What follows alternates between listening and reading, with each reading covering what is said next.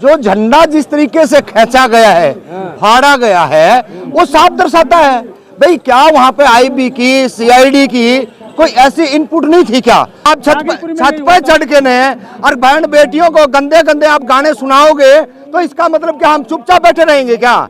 इन्होंने क्या किया है, जानबूझ करके न किसी तरीके से दंगा फैलाने के लिए सबको छूट दे दी है।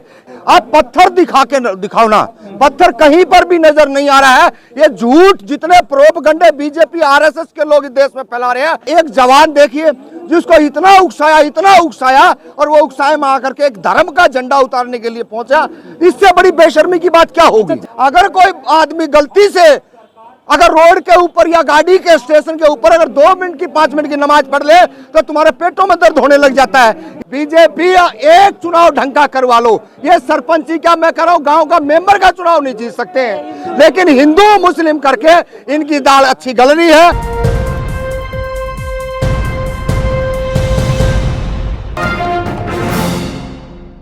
रामपुर जांगड़ा जी बहराइच का जो मामला है उसमें रोजाना नई नई चीजें आ रही हैं, उसमें 3 पुलिसकर्मी सस्पेंड कर दिए गए हैं। क्या आपको भी लगता है कि वहाँ लॉ एंड ऑर्डर की समस्या थी? क्या कहना? हाँ बिल्कुल, देखिए लॉ एंड ऑर्डर की समस्या थी और इसमें कोई हर चीज हर एंगल से देख लो ना।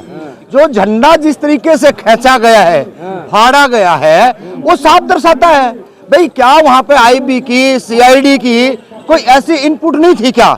जब एक पूरे का पूरा पता है कि एक यात्रा जहां से निकल रही है उस यात्रा पे पूरे का पूरा एक सिस्टम बनाना चाहिए था, पुलिस प्रशासन का हो वो सारा लगाना चाहिए था। इन्होंने क्या किया है, जानबूझ करके न किसी तरीके से दंगा फैलाने के लिए सबको छूट दे दी है।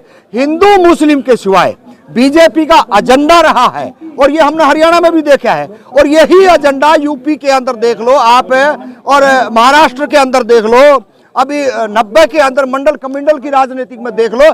इन्होंने हर जगह एक ही काम किया है कि हिंदू मुस्लिम में बांटिए, जातियों में बांटिए, जाट गैर जाट करिए, जैसे हरियाणा में हुआ।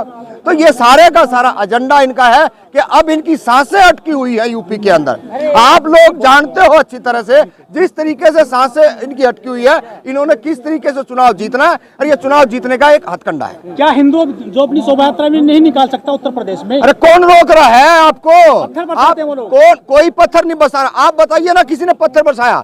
आप वहां पे हर चीज दिख रही है, आप पत्थर दिखाओ ना, पत्थर कहीं पर भी नजर नहीं आ रहा है। ये झूठ जितने प्रोपगंडे बीजेपी आरएसएस के लोग इस देश में फैला रहे हैं। अरे मैं तो कह रहा हूं आपसे 10 कदम पीछे जब पुलवामा हमला हुआ था तो यहाँ पे कम से कम भी 50 से ज्यादा कैमरे लगे और आदमी जो वाइट देने वाले थे मुश्किल से मुश्किल 10 और पूरे देश के अंदर एक प्रोपगंडा तैयार किया था। और इसी तरीके से सियाना के अंदर क्या हुआ, यही तरीके से ये हर चीज को एक प्रोपगंडा बनाते हैं हिंदू मुस्लिम करके इस देश के अंदर भोली भाली जनता को। और एक जवान देखिए जिसको इतना उकसाया और वो उकसाए में आकर के एक धर्म का झंडा उतारने के लिए पहुंचा। इससे बड़ी बेशर्मी की बात क्या होगी? झंडा उतारने की सजा गोली मार के हत्या की जाएगी। किसने गोली मारी है? आपने देखा भाई किसी ने गोली मारी है? ये पोस्टमार्टम रिपोर्ट आई है। गोली मारने वाला कौन है? क्या वहां के जो पुलिस प्रशासन है, सरकार है, ये स्पष्टीकरण क्यों नहीं दे रही है? आप उकसाओगे, आप गोली मारोगे और जिसके घर पे आप झंडा उतारने गए आप उसको इन्वॉल्व करके उसको जेल की सलाखों के पीछे डालोगे। आपने तमाम इस देश के अंदर आप उधर से लग जाइए, जम्मू कश्मीर से लेकर के कन्याकुमारी तक जितने दलित हैं, पिछड़े हैं, माइनॉरिटी के लोग हैं, उनको कूट कर जेलों में भरने का काम किया और इसके सिवा आपने कुछ नहीं किया। मतलब धर्म की यात्रा ना निकाले? अरे निकालो, हम कब कर रहे हैं? आपका धर्म है। अगर आप 4-4, 5-5 घंटे ऐसा नंगा नाच करते हो, चाहे वो सुबह का टाइम हो, चाहे वो रेलगाड़ी का टाइम हो, रेलगाड़ियों में क्या होता है, अगर कोई आदमी गलती से अगर रोड के ऊपर या गाड़ी के स्टेशन के ऊपर अगर 2 मिनट की 5 मिनट की नमाज पढ़ ले तो तुम्हारे पेटों में दर्द होने लग जाता है। इस देश के अंदर हर इंसान को, हर धर्म को अपना जो सम्मान देना चाहिए और तभी आप सम्मान पाओगे। अरे मुहर्रम की यात्रा तो आप वो भी निकालते हैं, वो दिक्कत तो करते नहीं कभी? वो मुहर्रम की यात्रा निकालते हैं तो वो दिक्कत नहीं करते। ये इन्होंने कौन सी दिक्कत करी? अच्छा आप छत पे चढ़ के ने और बहन बेटियों को गंदे आप गाने सुनाओगे तो इसका मतलब क्या हम चुपचाप बैठे रहेंगे क्या? चुप कोई नहीं बैठेगा। और मैं वो नालायक निकम्मे हरामजादे हैं, अगर किसी दूसरे के मोहल्ले में जाकर के वो अगर गलत गाने बजाते हैं और गलत साउंड में गलत नजरिए से देखते हैं, उनकी बहन बेटियों को तकते हैं, तो भाई कार्रवाई होगी, कार्रवाई होगी। क्या क्या आपके घर पड़ोस में कोई चला जाए ऐसे, कोई भगवा झंडा लहराए, कोई हरा लहराए और कोई जो खालिस्तान ये सरदारों का लहराए, तो क्या कहोगे आप, क्या करोगे? जवाब है क्या आपके पास में? अभी क्या प्रोपगंडा किया था बीजेपी के लोगों ने? मैं कह रहा हूं किसान आंदोलन, भाई ये इंडिया के ये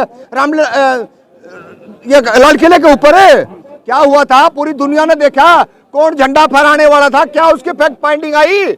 आज तक आई क्या? नहीं आई है। तो ये सारे के सारे अपने लोगों को भेज करके इस तरह के हथकंडे अपनाते हैं। और मैं तो ये कहूंगा आप लोगों के माध्यम से, अपनी अपनी औलादों को आरएसएस, बीजेपी, करनी सेना, बजरंग दल, इन शाखाओं के अंदर अगर जाने से रोक लोगे तो ये देश बच जाएगा। और नहीं तो देख लेना, हर घर से कोई भी बच्चा स्कूलों की तरफ ना जा करके इनकी शाखाओं में जा रहा, और शाखाओं के अंदर यही ऐसे आतंकवादी बनने पड़ रहे हैं। अभी नू दंगे के अंदर कौन था वो?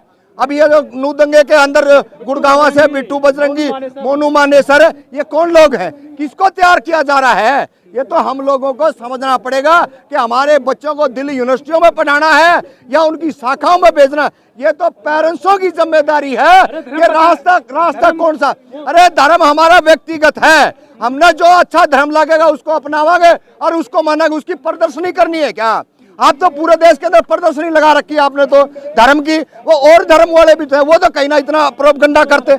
आप कभी तो चले जाते हो नूम है। अभी धर्म का कब से आई है ये धर्म की 90 में जब मंडल और कमंडल की राजनीति की शुरू हुई थी, जब वंचितों को, शोषितों को जब हक मिल रहा था, तो इन नंगा नाच करने वाले बीजेपी आरएसएस वालों ने तो कहीं ने दलितों को, पिछड़ों को कोई सामाजिक न्याय ना मिल जाए, तब जाकर के इन्होंने इधर ये मंडल कमंडल लेके चले थे। और वो मंडल की बात आज तक अधूरी है और ये सपना ये पूरा नहीं होने देने वाले। मंत्री हैं, जो अफसर हैं, उनके बेटे तो नहीं है तो धर्म बचाने क्यों आएंगे? आदमी आता है। क्यों आएंगे? उनको पता, जो 8वीं 10वीं 12वीं जो पढ़ा हुआ किसान मजदूर का बच्चा है ना, आतंकवादी तो उसको बनाना है, क्योंकि ना तो वो ढंग से लड़ाई लड़ सकता, ना ढंग से वो अपनी बात कह सकता। अरे हम तो गांव देहात से यहाँ आगे ना तो बोल रहे हैं। और आज भी जो ऐसे आतंकवादी है गांव देहात के अंदर, जो धर्म की बात करके ना अपने जो वंचित शोषित पीड़ित समाज के बच्चे उनको जो ना बाहरी ना निकलने दे रहे, ये सारे का सारा जो दबंग लोग हैं और जो बीजेपी आरएसएस से टच हैं वो करवा रहे हैं। बाकी किसी की हिम्मत